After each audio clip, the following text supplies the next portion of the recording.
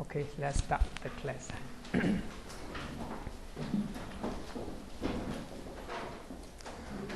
Namo tassa bhagavato arahato samma sambuddhassa. Namo tassa bhagavato arahato samma sambuddhassa. Namo tassa bhagavato arahato samma sambuddhassa. Good afternoon, everyone.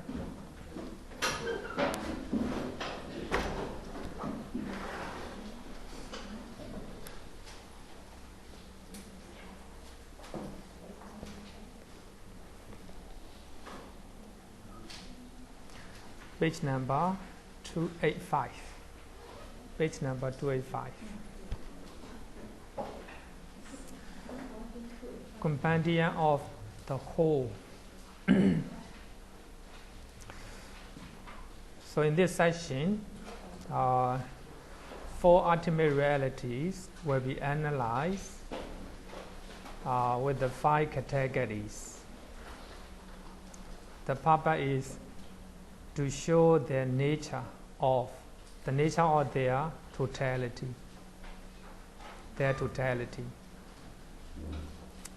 So here totality means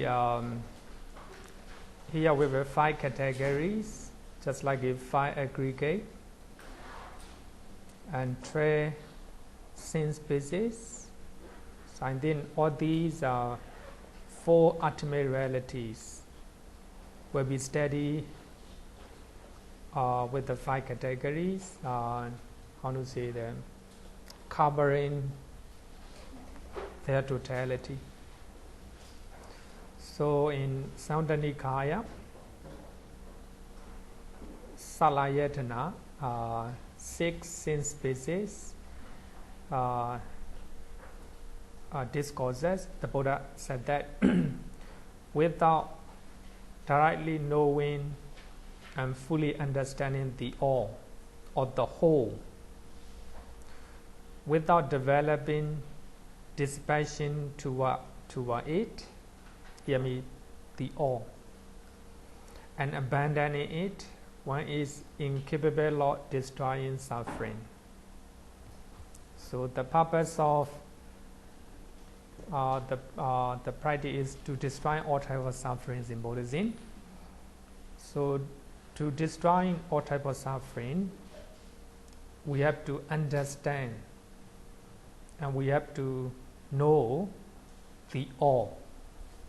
I will tell you later what is the all. The all.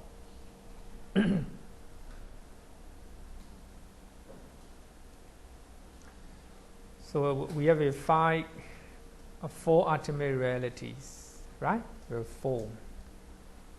So those 4 ultimate realities will be analyzed or studied using 5 categories. So that cover all ultimate realities. So the author of Abhidhamma Sangaha, he gives the name sabba. Sabba means the whole or the all. It covers all. So, by the way, is it all, are you referring to the 5 aggregates? Yeah. 5 aggregate and Transient Species, 80 elements, and 4 noble truths. 4 noble truths. So that refers to the all, right? All. Especially in the 4 noble truths, Venerable Sariputta said that among the footprint, the footprint of elephant is the biggest among the footprint.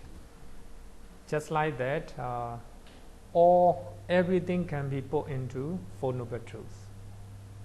So that means 4 noble truths cover all. So that for that reason, the author gives the name sabba. So 5 aggregate is one of them. So we'll study 5 aggregate.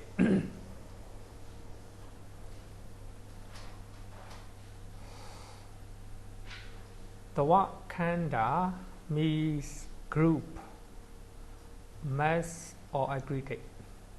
Mass or aggregate. So in the in the Dipana originations, dukkha khandhasa samudaya hoti, dukkha khandhasa, dukkha khandha. So the Bhikkhu Bodhi translate the whole mass of suffering arise. The mass, right? So the word khandhā just means aggregate, group or mass. I think it is very important. It is not called aggregate, just like a heap of grapes, because all the grapes are put in together and grouped together. Not like this. It is not called aggregate in the sense of the group of mental and material phenomena.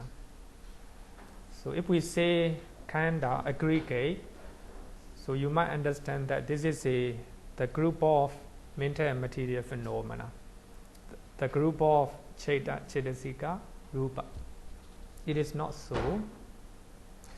It is called aggregate because each aggregate is grouped in the mind, in the mind with the 11 aspect. So we have 11 aspect, just like a past, present, future. Later I will show you 11 aspect. So you're saying that even rupa is grouped in the mind? I think I will answer your question by in next slide. So it is called aggregate or khandhā because each aggregate, feeling is one, right? Normally, feeling is one, perception is one. But even that, we call it aggregate, not just because it is a group, but because we group them in our mind, just like a past feeling. Here, feeling alone is called aggregate or group. But normally, feeling, what we know is feeling mental factor, only one. But you cannot say as a group, it's only one. But here, aggregate, group me. So feeling has different type, different type. Like a past feeling, present feeling, future feeling. The feeling you have yesterday, the feeling you have today, tomorrow, like this. So feeling have a different aspect. So for that reason, it is called feeling alone is called aggregate or khandhā. So actually, of course, different usage. Here, khandhā is technical term according to Abhidhamma. Actually, Abhidhamma trying to use technical term. The whole body is also called khandhā. But in that sense, it's a group of material phenomena. But according to here, aggregate khandhā means even one material phenomena is called aggregate. The reason is, suppose we have a eye sensitivity. It's only one, right? We cannot use as a group or aggregate. But here, so we use the word khandhā as a technical term. Eye sensitivity in the past, eye sensitivity right now, and eye sensitivity in the future, like this. So we have 11 aspect. So the Buddha show with the 11 aspect. Actually, even it is even more than 11. But in the Sutta, normally when the Buddha teach aggregate, the Buddha use the word 11 aspect. 11 aspect. Even individual matter is called aggregate. So the reason is we try to group in our mind, in our mind as a past eye sensitivity, present eye sensitivity, and future eye sensitivity, like this. The Buddha analyzed a living being into these 5 aggregates. So when we talk about a living being, So the Buddha analyzed them into 5 categories. So in this way, we understand that our a living being is composed of 5 groups. So by analyzing a living being into 5, so we understand that there's no passing, there's no women or there's no man, just mental and material phenomena, just 5 aggregate. For those who are intelligent, so they understand just 5. As I earlier said that, for those who need to know more, the Buddha talked about 12 species. But some people may not, may need to elaborate that 80 elements like this. Question? Okay. When I first started, when I first learned the word khandhā, it was defined in different ways Yeah. by different authors. Yeah. Some authors define it as heaps, H-E-A-P-S, but I think in your previous slide, you said that it is actually not a heap. Actually, we can translate. We can use as a heap. Heap, aggregate, mass, group, category, all these are the same. But I think sometimes don't try to follow English translation. We have to know background meaning. Otherwise, it will lead to misunderstanding. So actually here, in previous slide, I said like heap of grapes. All the grapes are grouped into one as a heap. So it's not like this. Here we trying to group with our mind, as a past feeling, present feeling, future feeling, etc. For that reason, it is called aggregate. It is called heap, or mass, or group, anything. Yeah.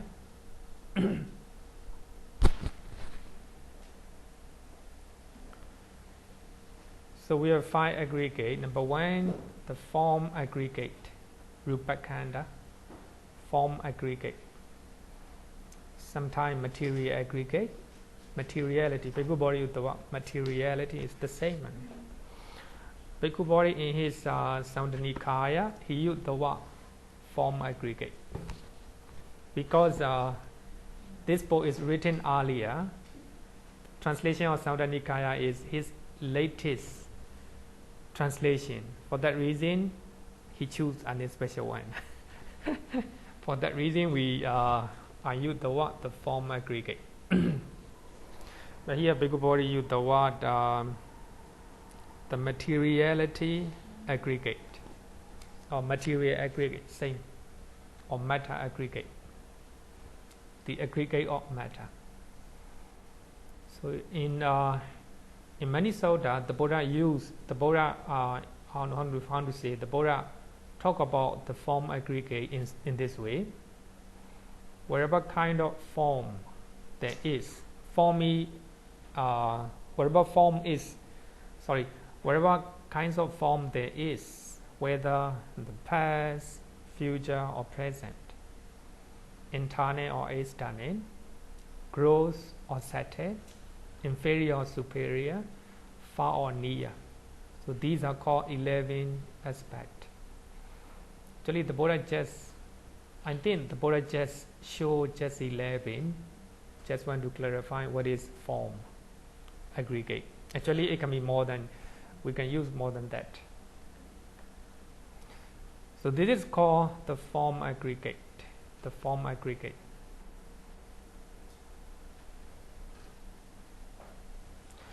According to Abhidhamma, so there are 28 material phenomena. So we have learned in the previous chapter. So they are called the form aggregate, according to Abhidhamma. So the Buddha just say there are 4 great elements and the matters that derive from these 4. The Buddha just used only but Abhidhamma trying to collapse all, trying to I want to say combine all type of material phenomena. Now we have a 28. Number 2, the feeling aggregate, upādānakkhandhā.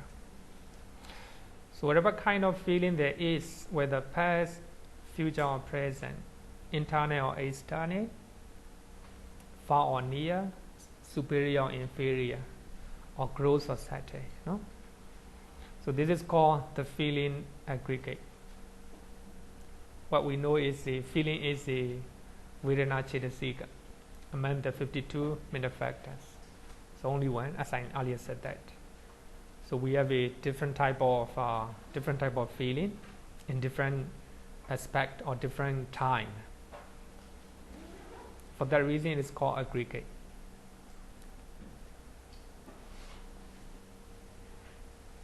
Even we can call it pleasant feeling, pleasant, unpleasant, neutral, right? So it became for tea, right? We can even add pleasant, unpleasant, neutral like this. So according to Abhidhamma, it is a feeling cetasika, vedana cetasika.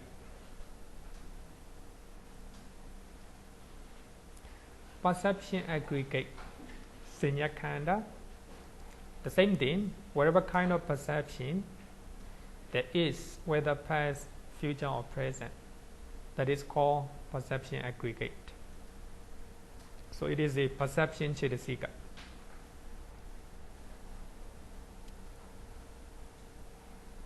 The next one, whatever kind of volitional formations. Volitional formation. Normally we because what you do mental formations. Same. But I think in his so in this book, Manual of Abhidhamma, he used mental formation, but in Samdhanikaya he used the word volitional formations. They are the same. So Bhikkhu Sujata, he used the word mental activities. So actually I will explain it later after covering all. So these are called the volitional formations aggregate, sankharakkhana. According to Abhidhamma, apart from feeling and perception, the rest of the 50 mental factors headed by cetana are volitional formations. So we have a 52 mental factor. Among them, vedana feeling aggregate is a feeling. Perception aggregate, perception. So the rest of the 50 are volitional formations. Volitional formations. Sorry, Bhante. So that means feeling and perception are not considered, by this definition, feeling and perception are not considered sankara. Very good question. Very good question. Actually, in this sense, we are talking about according to Abhidhamma, huh? According to Abhidhamma. So we have to understand different interpretation of sankhara according to context. So according to this context, feeling, perception are not sankhara. But of course, they have the nature of sankhara. But so according to this category, according to under 5 aggregates, the Buddha highlight the importance of feeling and perception. For that reason, the Buddha take out these two. Then we can the rest, not only 50. Actually, we are talking about according to Titavara Abhidhamma, Mahayana Abhidhamma or Vajrayana Abhidhamma, different number, right? So other than feeling, then other than perception, the rest of the mental state, whatever number, are called sankhara. So actually, I think I don't know whether I think when I'm talking in dependent originations, I will talk different type of sankhara. I think it will be clear to you. For the time being, you just remember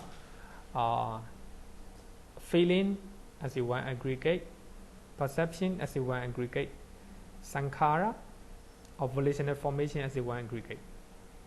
Because only this is we have a different definition of sankhara. Then I will talk to you another one in this slide. So according to Abhidhamma, apart from feeling and perception, the rest of them in the factors 50. Headed by chetana is very important. Chetana, it's called volitional formations. In dependent originations, Vajja Pacha Sankhara.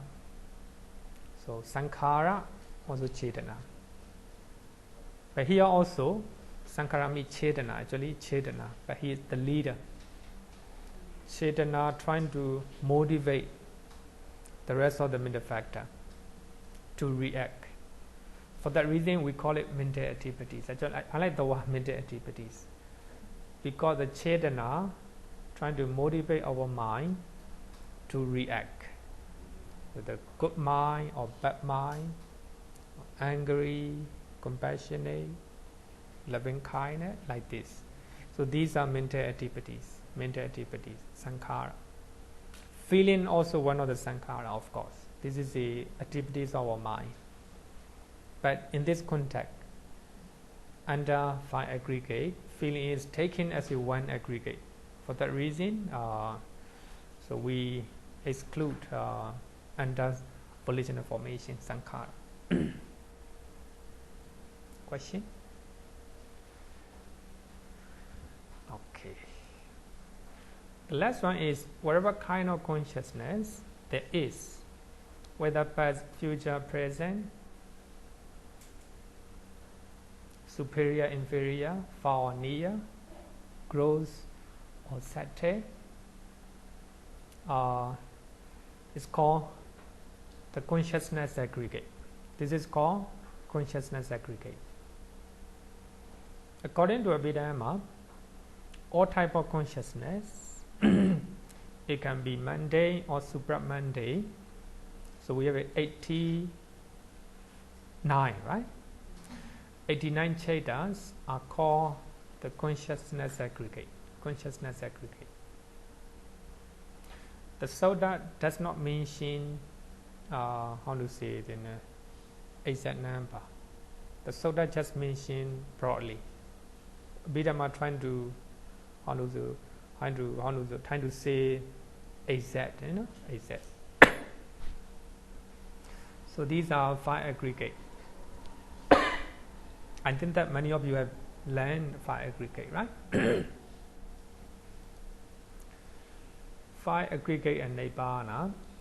Nibbana is not reckoned as the aggregate. Nibbana is not reckoned as aggregate because it is timeless. There's no time, such as past, present, and future. It is external, not internal. Only one, only one. It is sattva, sukkuma, not gross.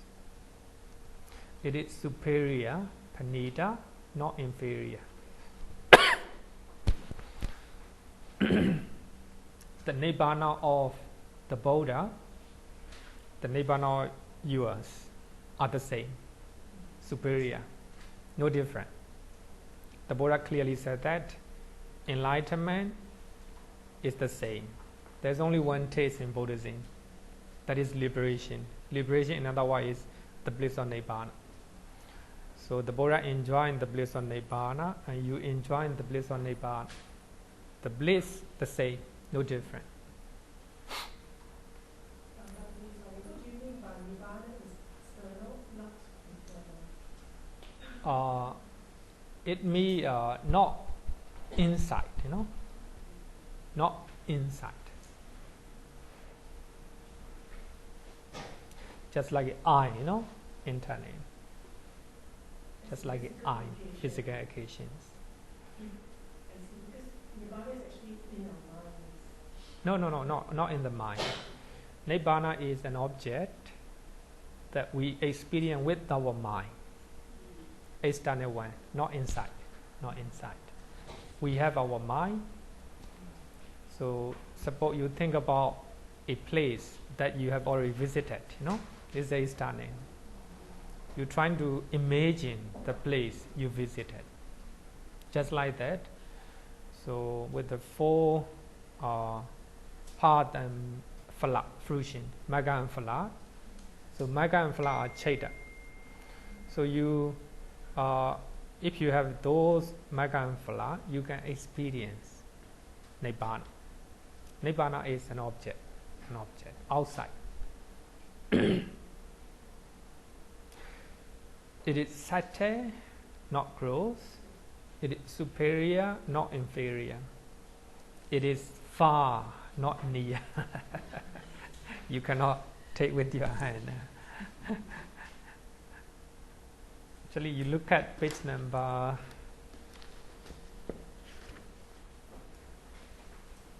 290.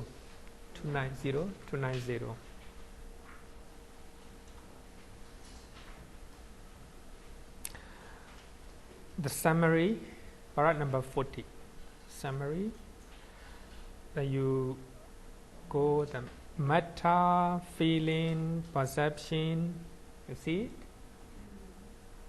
The metta, feeling, perception, the remaining middle factors, and consciousness. These five are called five aggregates. This is the, how to say the regarding with the five aggregates. Regarding with the nibbana, as nibbana lacks differentiation, such as past, present, future, it is excluded from the category of aggregates. So there's no differentiation. Nibbana is only one. Only one. Timeless. Okay. On this question of timeless, when I understand timeless means there is no past, present, and future. Yeah. When here you see there is time, so there is past, present. Sorry, there's no time. Oh, no time. No time. Sorry, it's a typo error. Typo error. Thank you for your intent to take.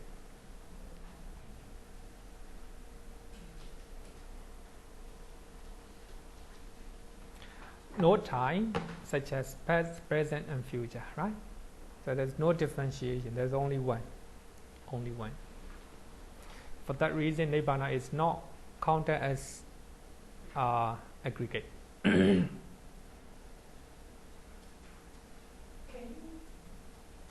Yeah. Okay. I was going to ask, is Nibbana, can we say that Nibbana is also not considered aggregate because it is... Sorry, Nibbana? I was going to ask this question, is Nibbana not an aggregate because it is not conditioned? Because the five aggregates are conditioned. And Nibbana, no. Actually, the reason is we have a few past feeling, present feeling, and future feeling. Nibbana, you don't have past nibbana, present nibbana, and future nibbana. So, if you have a magga and phala chaita, you can experience any time. Timeless. Nibbana is not conditioned as a... No, yeah, you're right. Not conditioned yet. So can we say that one of the reasons why Nibbana is not aggregate is because it is not conditioned, unlike the aggregates, the five aggregates, which are all conditioned. Introducing another one here usually. Yeah. Actually, this is a Abhidhamma samuccaya. This book gives a clear reason why nibbana is not counted as a aggregate, because there is no differentiation, just like a feeling. Feeling have a differences, past, present, future, far and near. The Nibbana is only one, only one. If we are talking about far and near, it is only one, far. Superior, inferior, superior. Only one, like this. So no differentiation. Beta, in Pali is a beta bhava. There's no differentiation. Beta me, no differentiation. No, there's only one. For that reason, it is a excluded. It's not counted as a. Actually, it's important. I even use one of the material taught by one of the well-known scholar, and he said that Nibbana is a state of mind. It's not correct. Earlier, I like the way he expressed. Yeah? So actually, later I found that no, Nibbana is not a state of mind. If we say that Nibbana is a state of mind, that means Nibbana is impermanent. Nibbana is not impermanent. I think I will explain using this one. As you said, sankhara, asinkhata, condition and unconditioned. Sabbe sankhara anicchati yatha panyaya pasati atha nibbindati dukkhe isamako visuddhiya. Have you ever heard of that one? Right? So when we are chanting, when we are going to the wake, we always chant 3 verses. Sabbe sankhara anicchati, sabbe sankhara dukkhati, sabbe dhamma anattati. So I think that's very important one. The first one, all conditioned phenomena. Sankhara. Here, sankhara, all conditioned phenomena. Sankhara here means other than Nibbana, the rest are called sankhara. Nibbana, other than Nibbana, the rest are called conditioned phenomena. So all conditioned phenomena are impermanent. So that means all type of cheda, including supramundane chedas, so they are impermanent. Magga cheda arises and passes away, and phala cheda arises and passes away. Even supramundane chedas are impermanent. According to Suttas, even Magga and Phala cheda are suffering because they are impermanent. But Abhidhamma do not want to accept it. Abhidhamma doesn't want to accept, Anyway, all conditioned phenomena are impermanent. So that means our mind, our mental factor, our matter, 28 matter, all these are called sankhara. So according to here, all type of cheda, chedasika, rupa are sankhara. It covers everything except Nibbana. It's called sankhara. In earlier one, among the 5 aggregates, sankhara means just 50 mental factor, right? Mental factor. So we have to understand according to context.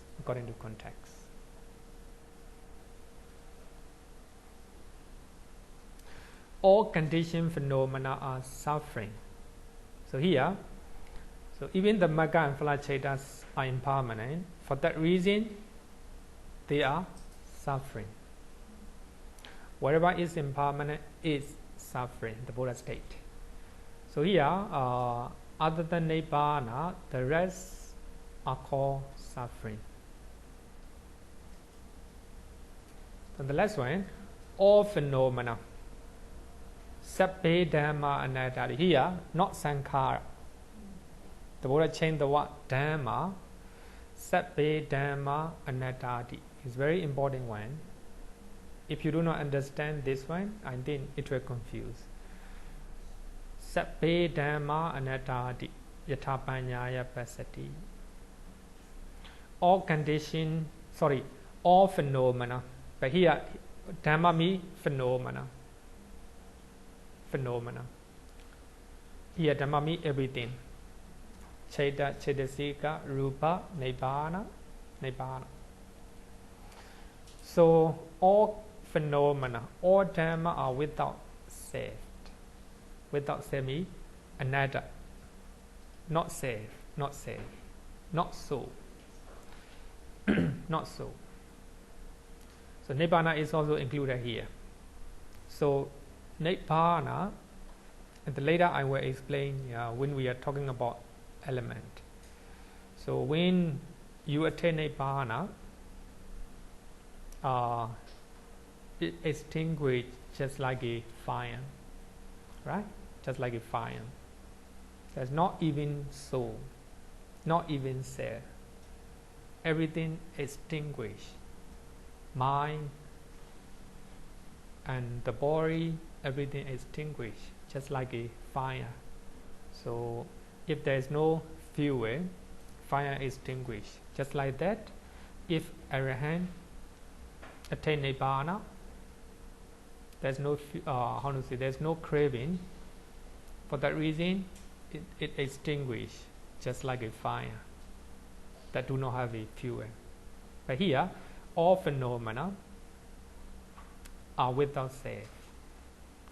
If the Buddha say all sabbasangaha anatta, so that means if the Buddha says sabbasangaha anatta, all conditioned things are without self, not self.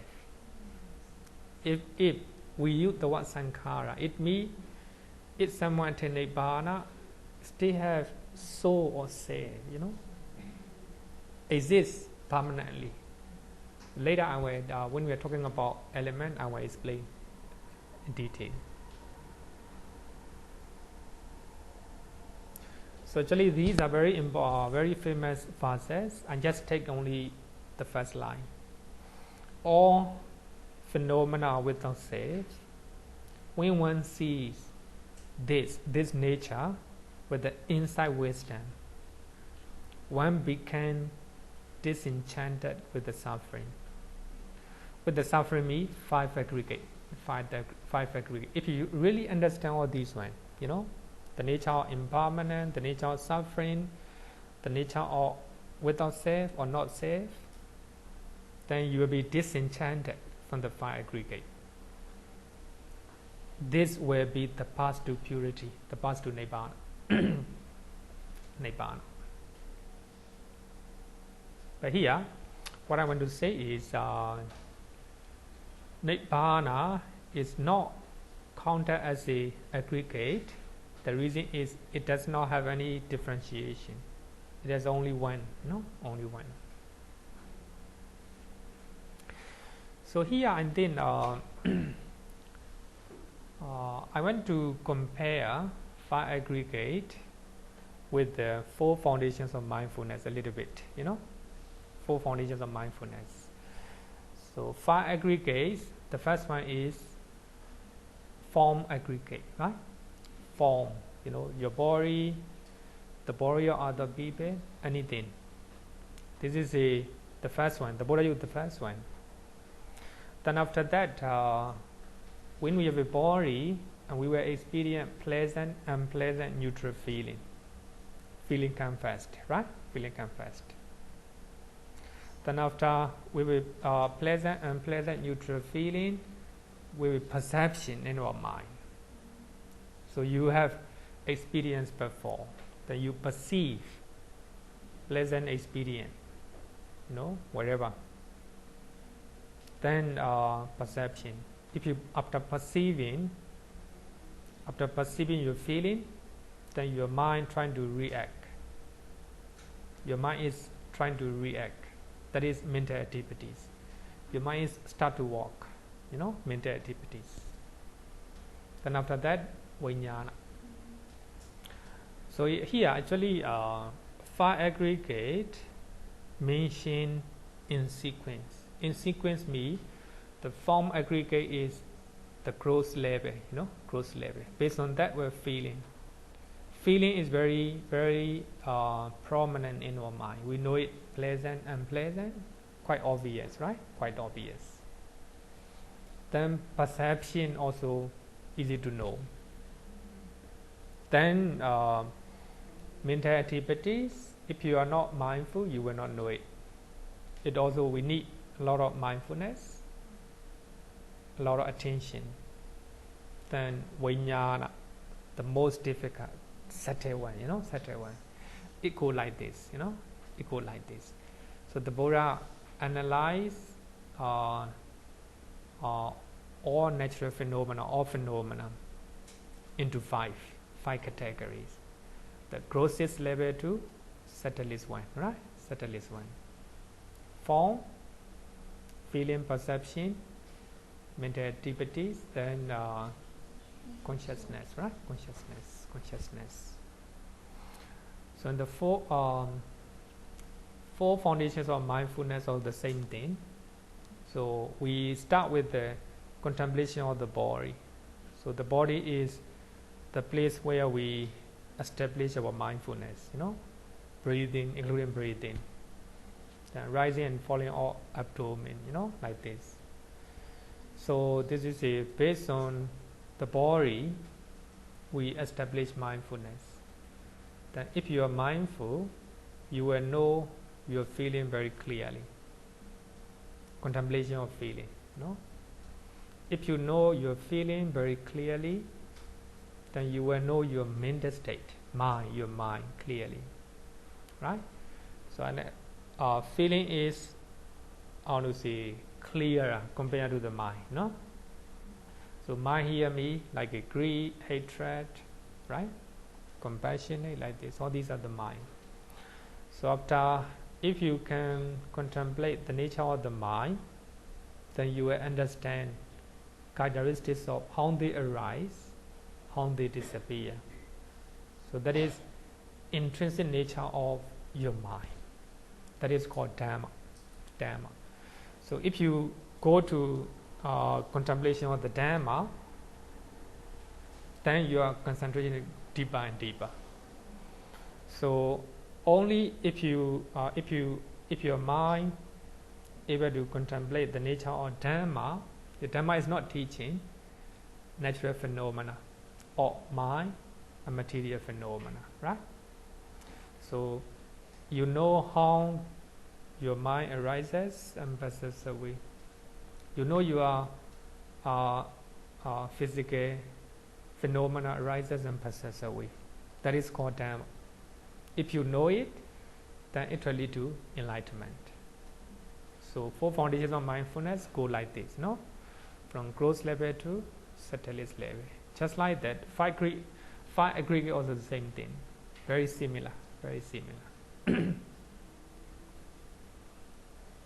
Question?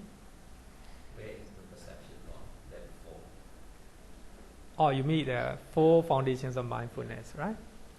Actually, perceptions are very dangerous to establish mindfulness. So for that reason, the Buddha forgot about perception. If you perceive a lot of things in your mind is thinking, But here, establishing mindfulness means not thinking, just be mindful wherever arises. For that reason, perception is not important. In the 5 aggregate, the Buddha want to show how, how a living being is formed, So the Buddha used the word to talk about, look at second discourse of the Dhamma, Anattalakkana Sutta, right? In Anattalakkana Sutta, the Buddha said, the form aggregate are impermanent. And feeling, perception, and mental formation, and consciousness, all these are impermanent. So the Buddha used 5 aggregate as the objects of meditation, the objects of meditation. But in the case of 4 foundations of mindfulness, so these are the method to develop our mindfulness.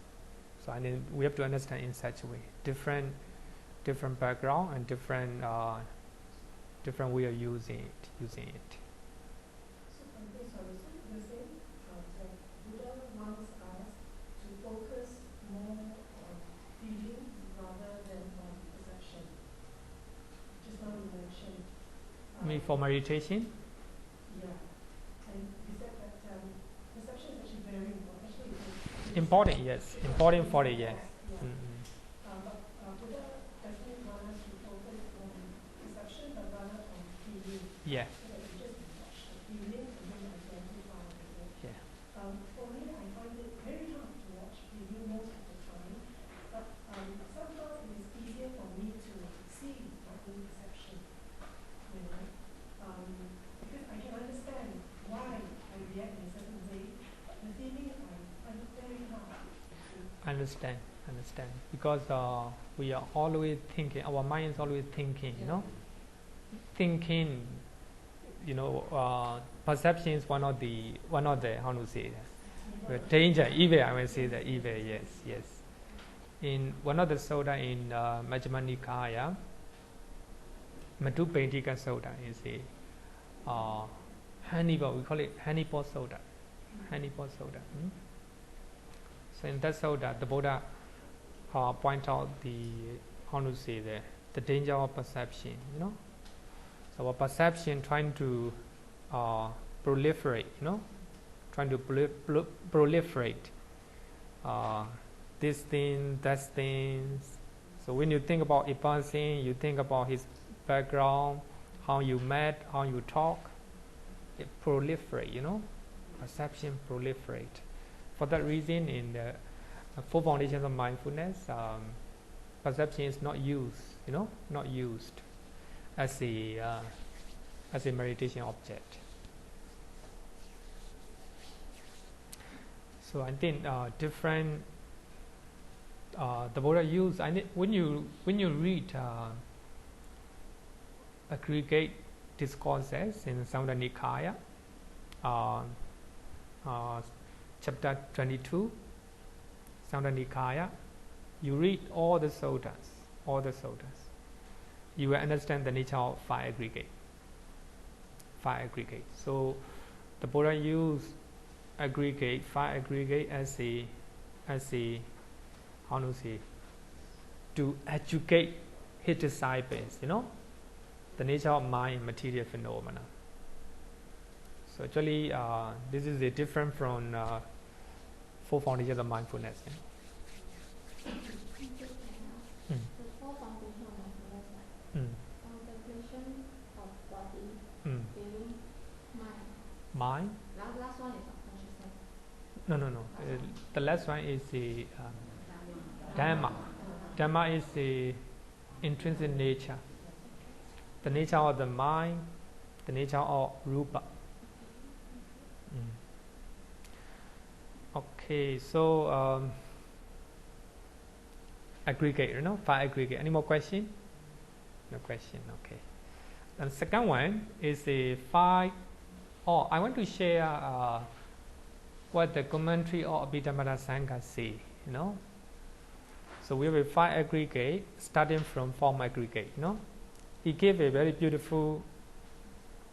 Of course, for me, I do not like it much, but anyway, it's the way to understand how the Buddha, how to make a sequence, So the commentary of Abhidhamma said that form aggregate is just like a cup. When you are eating the food, you keep the food in the cup, in the plate, like a plate. Then feeling is just like a rice. You put feeling in the rice, or feeling arises because of the body. Then the perception is just like a curry. Because of curry, we have a lot of craving. Because of curry, without curry, it's not tasty. Just like without perception, our nature, want to think a lot, think a lot. Perception, it make a lot of, it make a lot of problem. It proliferate our problem, our suffering. Just like a curry. If the curry is good, we eat a lot, like this. Then volitional formation or mental formation is just like the cook, the one who cooked the rice and curry. If the cook is good, the rice and curry will be good, Then the consciousness is the one who eat the rice. Consciousness, our mind, our mind. So when we talk about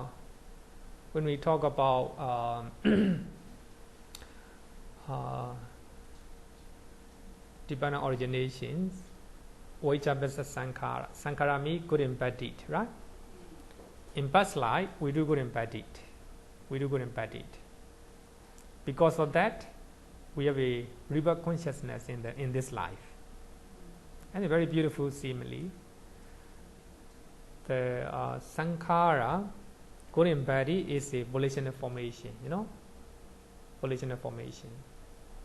That just like a cook, right? He cook rice and curry. Because of that, we the consciousness eat the new existence. Consciousness eat the result, Because good and bad deed is just doer, just doer. But the consciousness, the one who reap, as a rebirth and new life. So I think it explained beautifully. But anyway, it is not taught by the Buddha. Okay. So second one is 5 aggregates of clinging. 5 aggregates of clinging. So they are called the aggregate of clinging, upādānakkhandhā, because they constitute the object of clinging. They constitute the object of clinging. So 5 aggregates are the object of clinging. We cling to the form. We cling to the feeling. We cling to perception. We cling to volitional formation, and we cling to consciousness. For that reason, 5 aggregates are the object of clinging. But if you are not clinging to the 5 aggregates, they are not called aggregate of clinging. According to Abhidhamma, all kinds of matters, 28 matters, mundane chaita, 81 mundane chaitas, and mundane chitasika. So here chitasika means the chitasika, 52 chitasika that associate with 81 mundane chaitas are taken as a aggregate of clinging. Not supramundane chaita. No? Not supramundane chaita.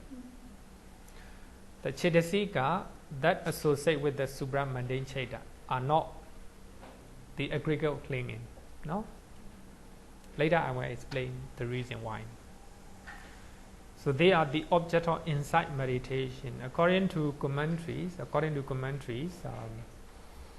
so we have to use 28 matters and 81 mundane chaitas and 52 mental factors that associate with 81 mundane chaitas as the objects of meditation. When you meditate, you have to use one object. So that one object may be one of the 28 matters, or one of the 81 chaitas, or one of the 52 chitasika that associate with 81 mundane chaita. So according to commentaries, according to commentaries. Sorry, this statement, this paragraph, second paragraph, all kinds of rupa Yeah. are the object Yeah. That's not accurate, because Not. Yeah. You're right. You're right. I'm talking in general. In general. So when we learn 28 Cheda, only 80 Cheda are the object of insight meditation. You're right. you taught us earlier. Yeah. I know it, but I'm talking in general, you know. Sometimes even Abhidhamma use it in general. But here, they use 28, you know, 28. Yeah, you're good, you're right. So they are the object of insight meditation.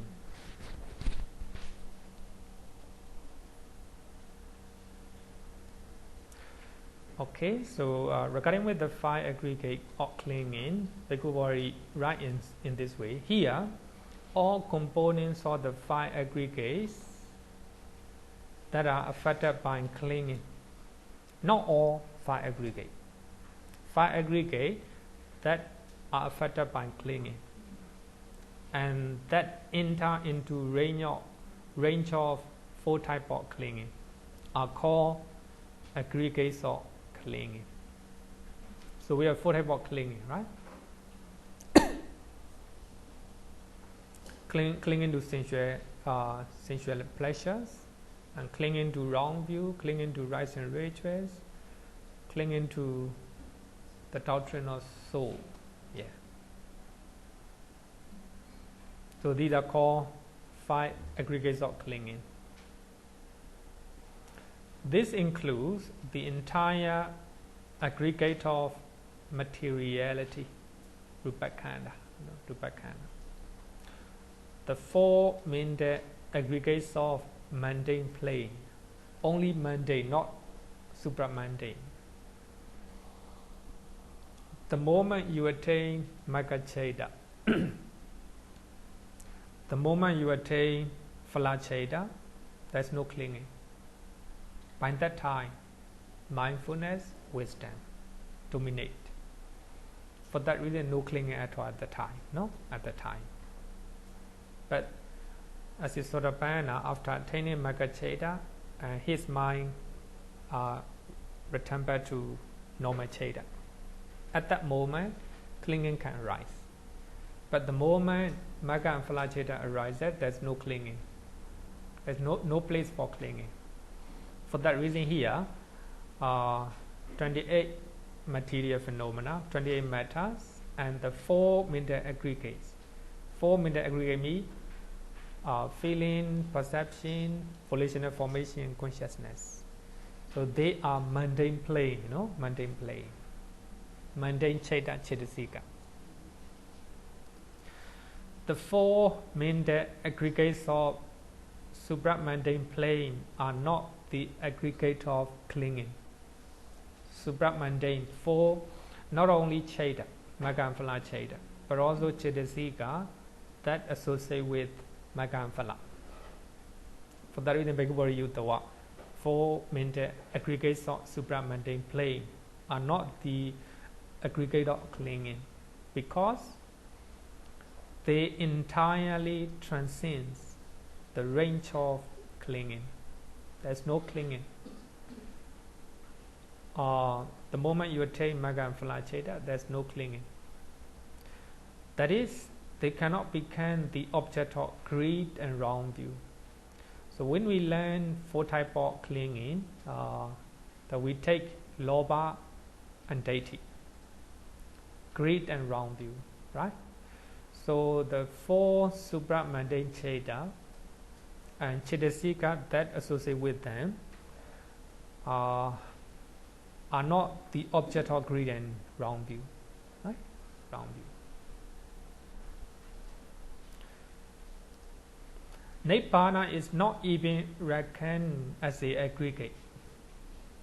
Even aggregate, Nibbana is not included, let alone the aggregates of clinging. It is not within the domain of clinging. Nibbana. The moment you attain Nibbana, there's no clinging, no greed, no wrong view.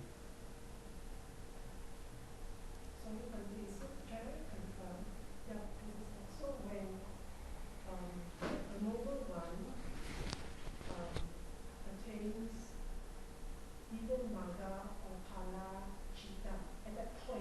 At that point. Yeah. There is no clinging. Yeah, you're right. Wrong view or to breathe. Yeah. So because there is no clinging to wrong view or to breathe, then there is no karma. That is the guy, right? There's no roots. Yeah, you're right. You're right. Okay, let's talk about what the Buddha taught in the suttas. Whatever kind of form there is, whether past, future or present, internal or external, gross or subtle, inferior or superior, far or near, that is tainted. We are talking about, we're going to define what is the aggregate of clinging. Whatever kind of rupa that is tainted. That is tainted me together with the taints. We have a three type of taint, later I will. That can be clung to. That can be clung to. You cling to that, That is called the form aggregate subject to clinging. The form aggregates of clinging. So if you do not cling to any form, that is not called the aggregate of clinging. Only you cling to that, So sorry, so the taint is the characteristic of object. No, not object. Characteristic of your mind. The object is five aggregate, the same, but our characteristics of our mind.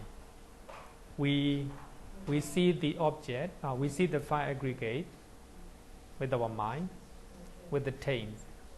The Buddha and Arahant, they also see the same thing, but without taints, without taints. What we see is the same, but our mind, different. The key terms to distinguish between aggregate and aggregates of clinging are, that is tainted. So that is tainted me together with the taints, So here we have three types of taints. Dhammasava, the taints of sensual desire.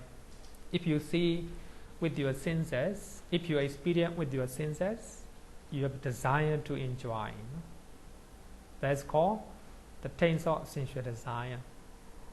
And the taints of existence, you want to become, you want to be born, And the taints of ignorance, you do not know,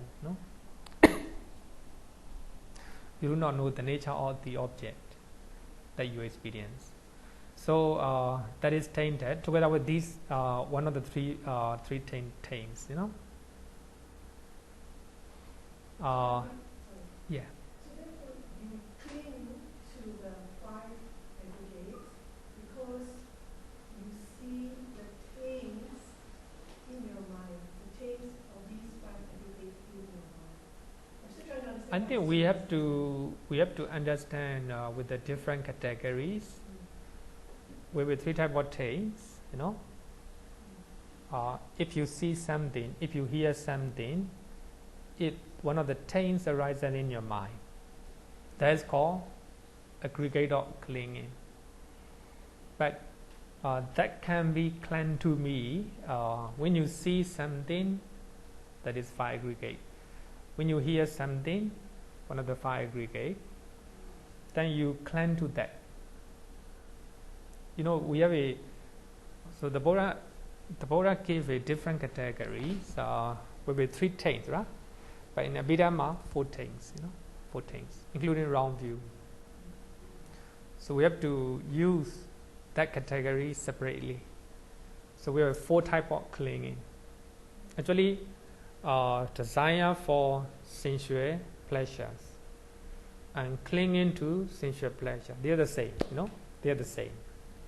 But we have to understand different category in different way, separately. For that reason here, two definition of aggregates of clinging. Then if you experience five aggregate, that is tainted. That is tainted me together with the taints. If when you experience, suppose when you see something, the object is aggregate. When you see something, then you trying to see it, and together with the taints in your mind. That is called the aggregate of clinging. Then regarding with the clinging, we have a 4 type of clinging. That's separate list, separate list. Then when we see something, we cling to that, That is clinging, one of the clinging. So if you cling to that aggregate is called aggregate of clinging, If you do not cling to that, just aggregate. Just aggregate. So Bhante, the way to liberation Yeah. is to view the object without taint. Yeah, you're right. When you view the object without taint, you don't taint. Right? So you view it without taint. I mean, taints and clinging, different category. Don't miss, no? So So if you don't have taint, I see like no, I mean what I mean is when we study something, don't miss 2 categories, As I earlier said that the taints of sensual desire, and clinging to sensual desire, sensual pleasure, they are the same. For that reason, don't miss 2 categories, So the Buddha used only 1 category in one place, and he will use another category in another place. For that reason, when we study this chapter, at the beginning of this chapter, we have a different category, right? Taints, defilements, factors, like this, right? So we don't have to mix 2 categories, otherwise it will be very complicated. Here also, so the Buddha gave 2 definitions. What is aggregates of clinging, One definition, the Buddha showed with the taints. Another one with the clinging, Don't miss, they are different, So the clinging is more is within. actually, here also you miss one category again. Actually, the taints of sensual desire, clinging to sensual pleasure, they are craving, For that reason, we have to understand, different category.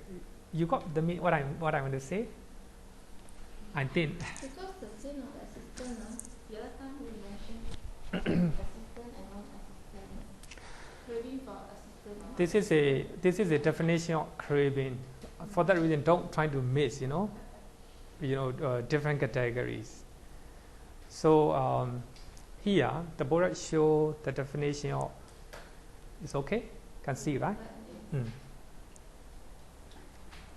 What time is that?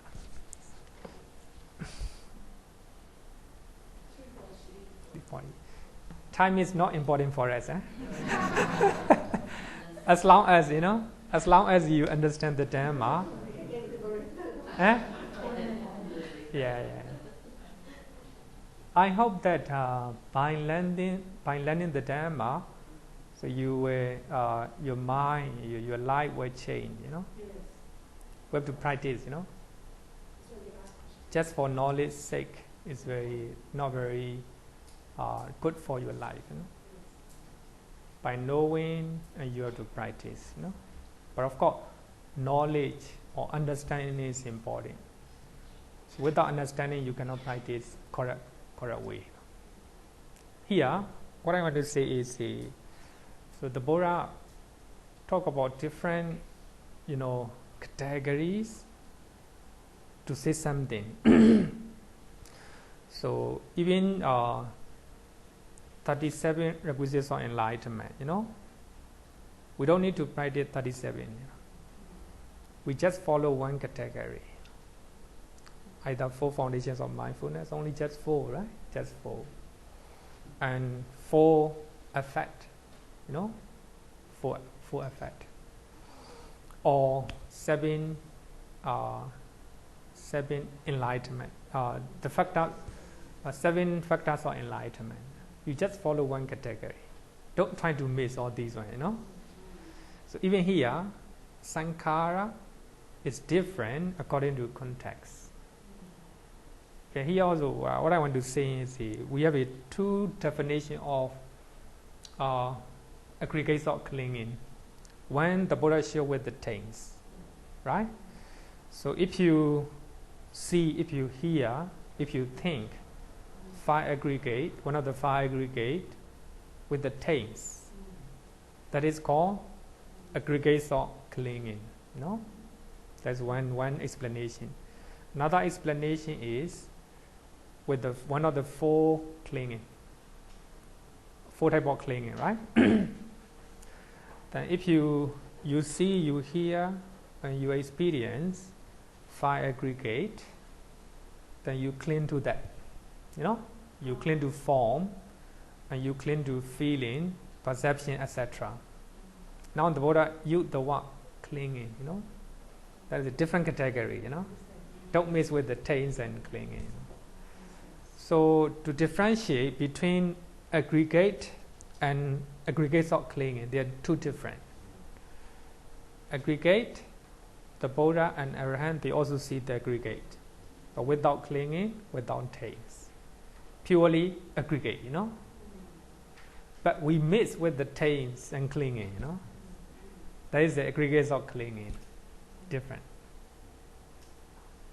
Okay, question? Can you explain the thing of ignorance? That one, Abhidhamma. Ignorance here is not knowing Four Noble Truths, you know. Not knowing Four Noble Truths. The first one is suffering, you know. If you do not know suffering as is suffering, that is ignorance. How can we be apart to cling to? How can we cling to ignorance? Is it just a taint of ignorance? That is not clinging. That is a taints. You know? So So it it doesn't apply to clinging. No clinging. Clinging and clinging, the Buddha do not use the word ignorance, you know. For that reason, it's different category. Different category. I think the taint of ignorance, as you said, ignorance means not knowing, not understanding the following truths. Yes. It can also be defined as not understanding not understanding impermanence and self. You can. That's another way of explanation, you know. But of course, as Venerable Sariputta said that Four Noble Truths is just like the footprint of elephant. It covers everything, you know. Suppose we have our own problem, you know. Problem. Normally we do not see our problem as a problem. We pinpoint other people, you know. Not because of me, because of this person, because of that person, you know. We do not see our problem as a problem. So that is because of ignorance. Not knowing problem as a problem, you know. And also the cause of problem, why it happened, you know. Normally because of ignorance, we turn blind eye to our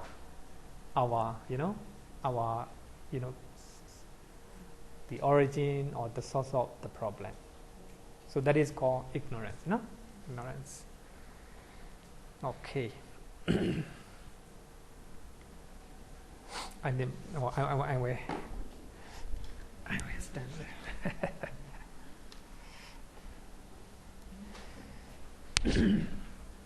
Then we have 5 aggregates of clinging. The first one is form aggregate affected by clinging. So here, form aggregate affected by clinging is 28 matters. 28 matters. 1 to 8, 28 matters. So those 28 matters are the object of clinging. You can cling to eye, you can cling to ear, nose, tongue, the body, your mind, right? Sorry, all your material phenomena. Feeling aggregate affected by clinging. If you see pleasant feeling as a pleasant feeling, that is just purely aggregate. Then you have pleasant feeling, you cling to that. That is aggregates of clinging. So feeling is the object of clinging. Just like that, perception, if you perceive something in their true nature as it is, it purely aggregate. If you cling to that, that's aggregate of clinging. So here also, just perception chitasika, no? Perception chitasika. Volitional formation aggregate affected by clinging. The same thing, it is all mental factors except feeling and perception. 50 mental factor, right? 50 mental factor. So that, yeah. So number 4, when you say volitional formation aggregate affected by feeling, the all mental factors enter in the range of and referring to, like, you know, if I have anger, I tend to anger, if I tend to grieve, or so on, faith, etc. These are the mental factors. Yeah, mental factor. 50. Well, 50. Consciousness aggregate affected by clinging. Consciousness aggregate affected by clinging. So any type of consciousness that you cling to, that is a aggregate of clinging. If you just see consciousness as a consciousness, that's pure aggregate. But here, 8 supramundane chaittas transcends the range of clinging. As I earlier said that, the moment you attain Magga and Phala chaita, there's no clinging. No place for clinging, no place for clinging. Nibbana is not reckoned both as the aggregates or the aggregate of clinging. We are in the clinging free zone, clinging free zone. Of course, in supramundane chaita also can say clinging free zone, no? Clinging free zone. Question? I think, two definitions with the tames, with the clinging, Okay. The next one is the transient species. The transient species. Page number 286. The transient species offer another perspective on the whole. Another perspective. So here, the author of Abhidhamma Sangaha gives the name Sabba, the whole, because he is showing category of the teachings of the Buddha different way. This is another perspective. From this perspective, the totality of concrete entities. Here, concrete entity means the reality, just like the ultimate realities. Concrete entities is viewed by way of doors. We have a doors. By way of the object of consciousness. I think to talk about this, we'll use one soda. So we have learned in the Tibetan originations, in the soda class. The name of the soda is Sabba soda, the all, the whole or the all. Salayatana Sanyota, Salayatana, Sa 6, āyatana, base, Sanyota, discourse that, discourse that are connected. In Sabba soda, the Buddha said that, Bhikkhus, I will teach you the all. I will teach you the whole, Listen to that.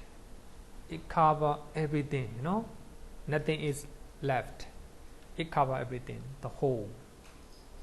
And what bhikkhu is the all? The eye and the form, the ear and the soul, the nose and odor, the tongue and teeth, the body and tactile objects, and the mind and mental phenomena. This is called the all. That's all, nothing more than that. Very beautiful, very simple, I think the author gave the name of the chapter, the name of the session using this soda, I think, sabbasangaha, the all, the compendium of the all. Here, sabbasoda. So the Buddha say, I will teach you the all or the whole.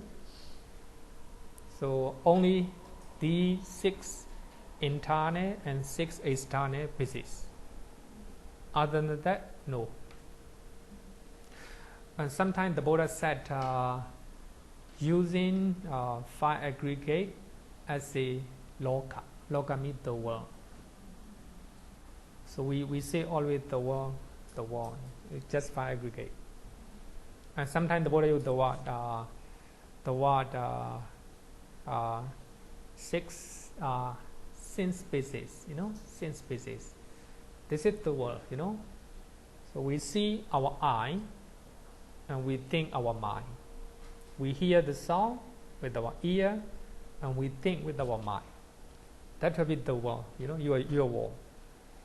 If you do not have yoniso manasikara, proper thinking, then your world will be unpleasant, If you think with mindfulness and wisdom, your world will be pleasant, pleasant. It depends on your mind. So that for that reason, the Buddha used the world, Venerable Sariputta asked the question, Bhante, people say, loka, the world. What is the world, How the Buddha interpret the world? The Buddha used 2 methods. One is based on 6 sin species. Here, that is nothing but here, eye and the form, ear, the sound, nose, odor, the tongue, the tongue and taste, the body and entertain object, the mind and mental factor. That is the world, right? So we look at the world with the 6 sin species.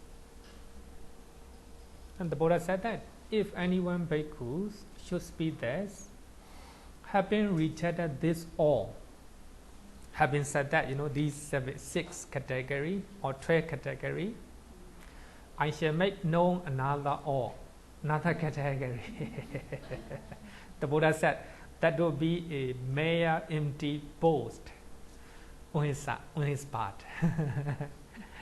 So that means nothing, other than these 6 sin species or 12 sin species.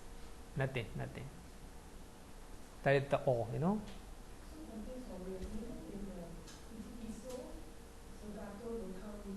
Yeah.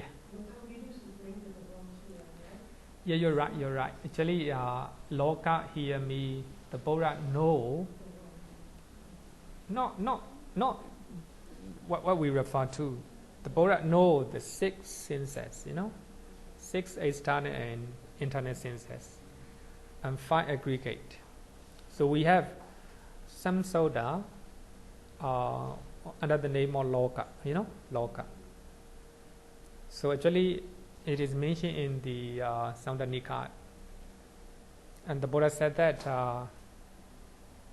Then I think that it will be quite lengthy when I explain. I think I will explain in the soda class very soon. Definition of loka, very beautiful. Also, it will be very important for us. Normally, if you are mindful in your senses, you have a better loka, better the world. Yeah, regarding with the loka we do, knower of the world me, not talking about universe, not talking about galaxy or wherever, Big Bang or anything. The Buddha just want to highlight that he know loka, 5 aggregate, very clearly, and although he know the 6 sin species, like this. Sorry? Yes, actually, if we look at commentary explanations, loka vidumi, he know everything. he know everything. But if we look at the sodas, so we have a samsota under the name of loka. So loka. So that means not referring to other things. Of course, the Buddha knew it. If we look at some sodas, the Gurra Nikaya, Samudra Nikaya, so of course the Buddha knew it. But the Buddha do not refer to that as a law, or how to say that. We can say so, but I think what the Buddha want to say is loka here means 6 senses, 6 senses. The rest are not important. 31 planes of existence is nothing to do with you, If you just know 5 aggregate, that's your loka. If you know 6 senses in your body, in your mind, that is your loka. So what the Buddha want to refer to is this one, not outside one. Not outside one. Of course, the Buddha knew it. Many soda mentioned, but in one soda that I always Malucha soda.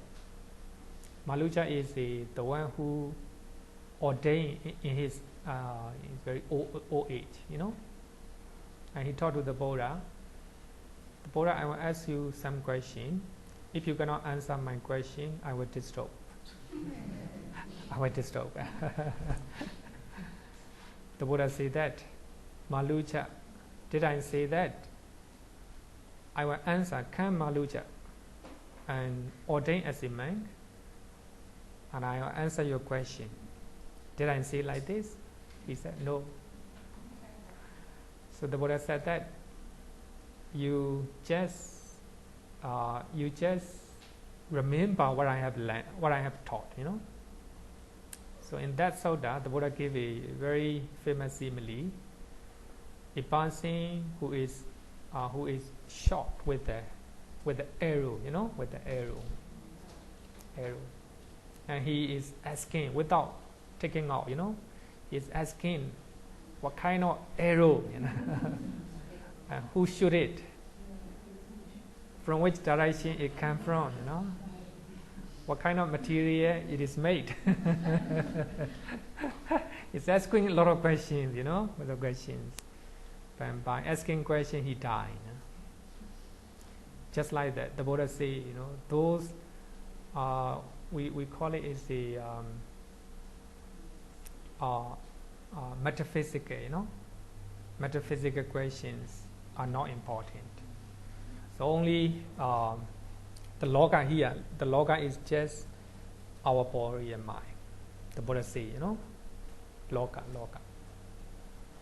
The one time, one of the devas came to the Buddha, and he asked the question, what is loka, what is loka? And the Buddha just say, only this body, only 5 feet tall body. The Buddha used 6 feet. So loka, we do know of the world. Of course, it can be the Buddha knew it, but he do not pay attention to that.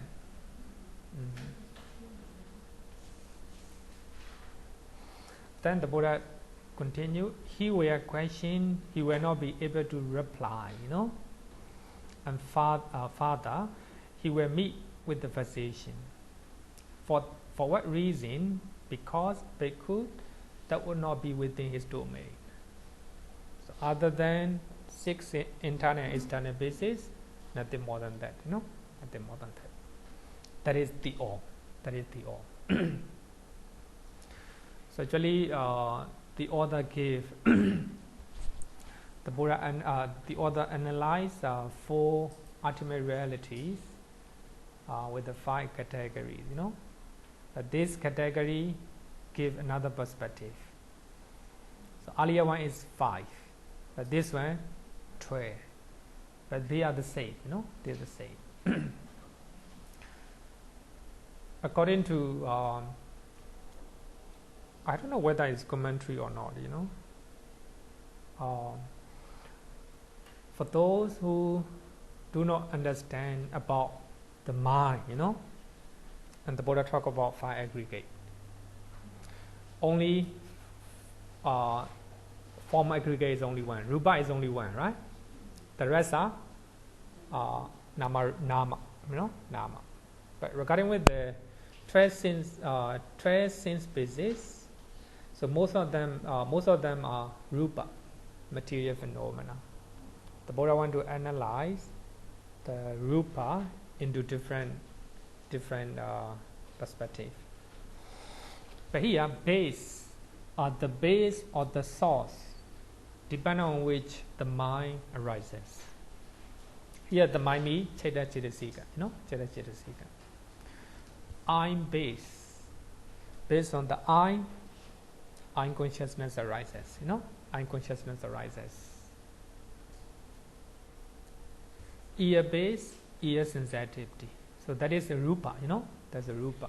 The 5 aggregate, rupa is mentioned under one category, one name, one name. But here, the Buddha analyzed rupa into different category: ear base, ear sensitivity; nose base, nose sensitivity; tongue base, tongue sensitivity; body base, body sensitivity.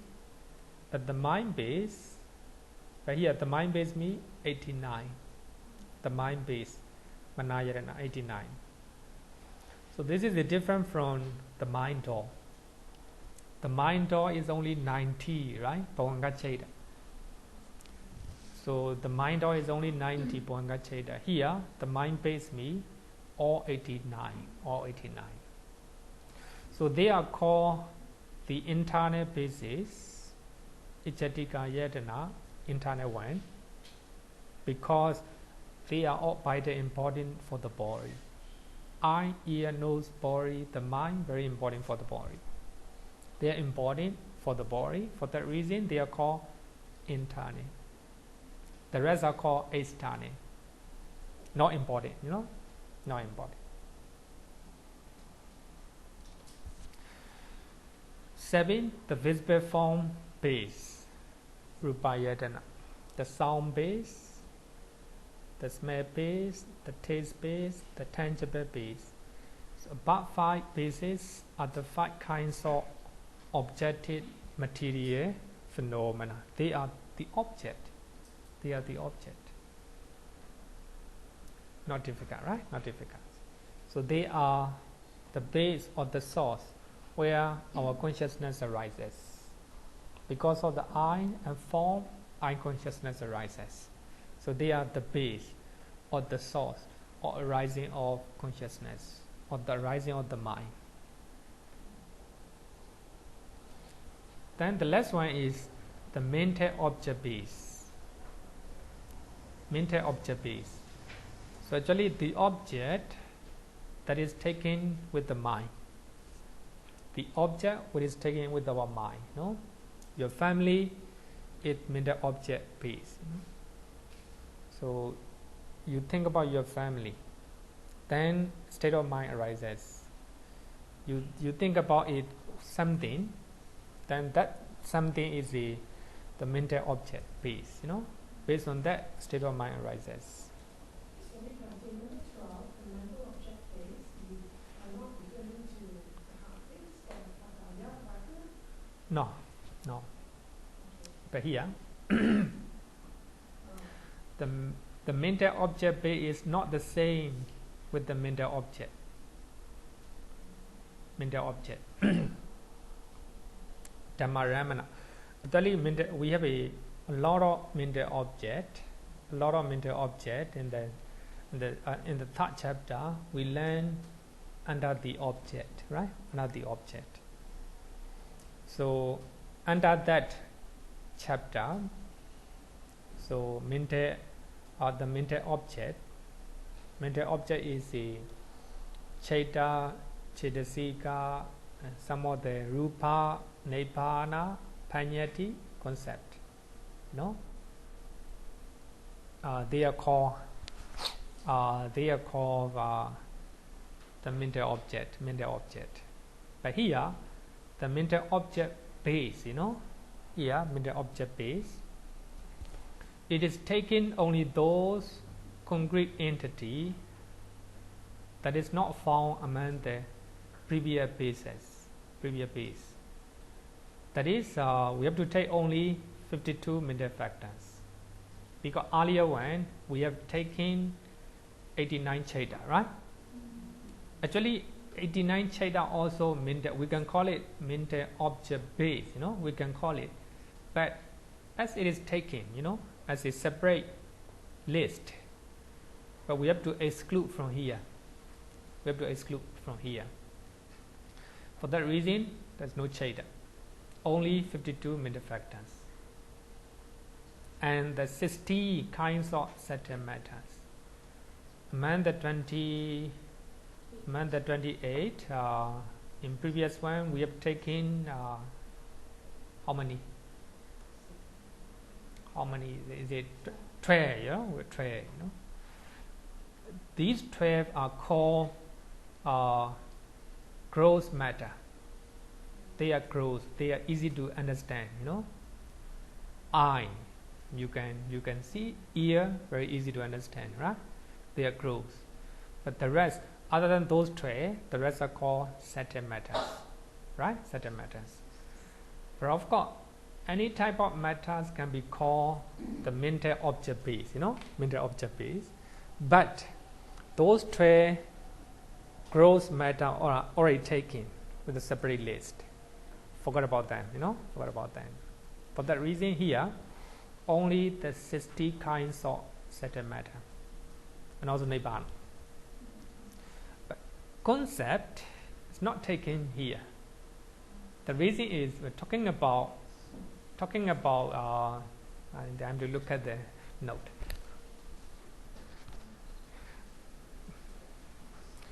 Concept is not taken as the mental object base. The notion of base, the notion of āyatana, the notion of base extends only to ultimate realities. Concept is not ultimate realities. Things existing by way of intrinsic nature. So actually even here, we have taken 28 matters, right? 28 matters. So in general, so if we say 28 matter as the ultimate reality, it's not true, it's not true. Only 80 are ultimate realities. Another 10 are just concept. But we are talking in general. For that reason, it's very confusing, very confusing.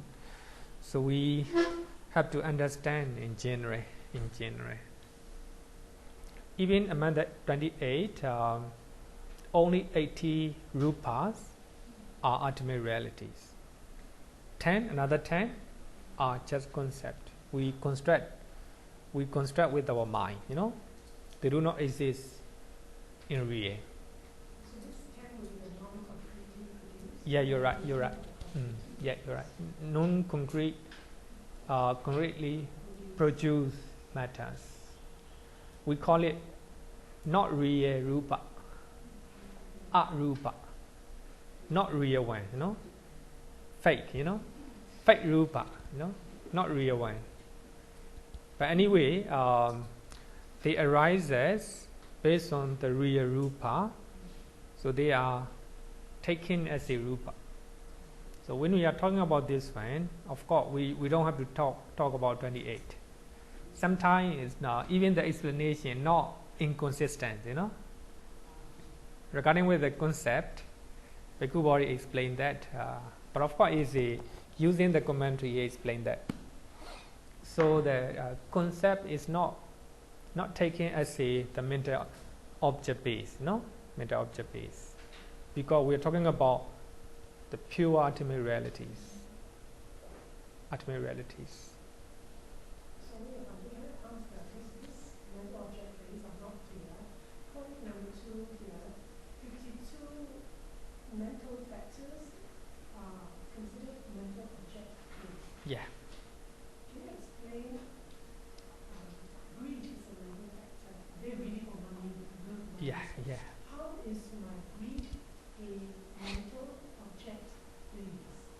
Okay.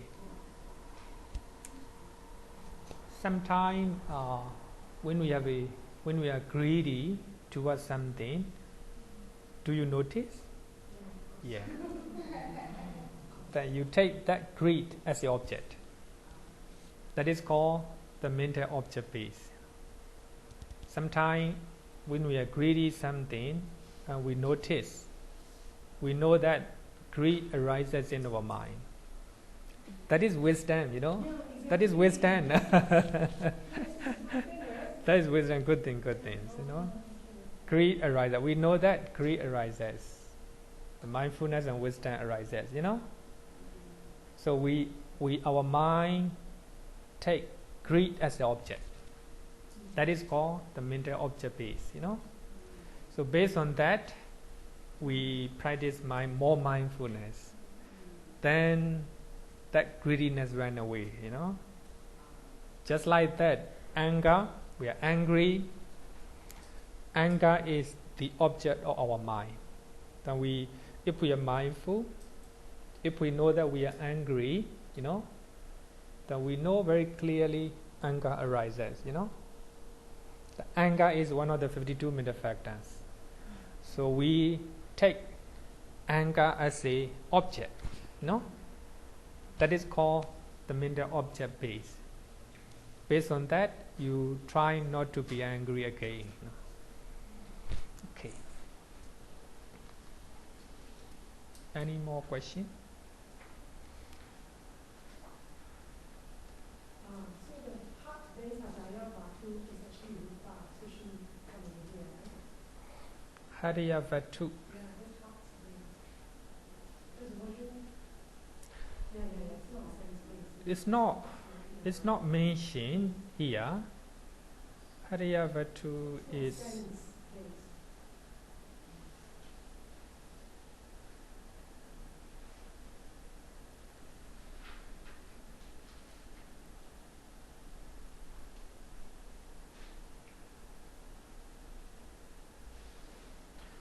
I think Hadiyavatu is under the last one, the mental object base, you know, and the last one, because the Hadiyavatu is under 60 kinds of subtle matter. It's not easy to see, you know.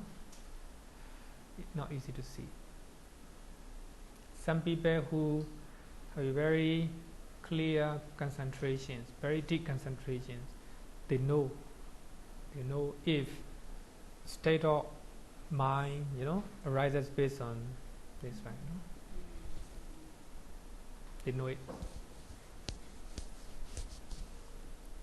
Okay, question? I think time is up, right? Time is up. So okay. So I think the last two is important. So I think next week we'll study the last two. Then after that we'll finish. You know, we'll finish. So we'll go to dependent originations, and patana.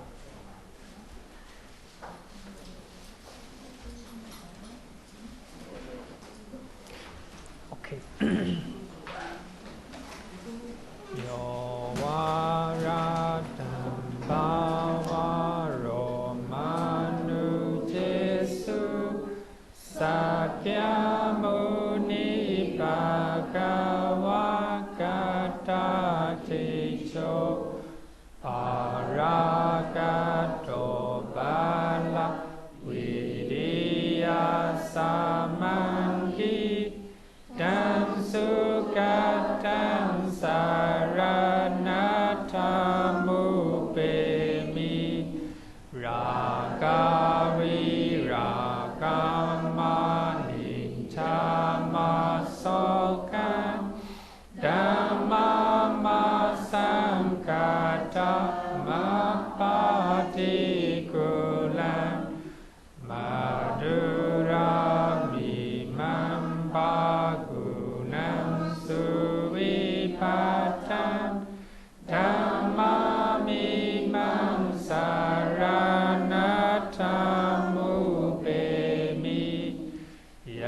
Atacade namaha palamahu Chatusu susisu purisa yugesu Atacha bogala dhammadasate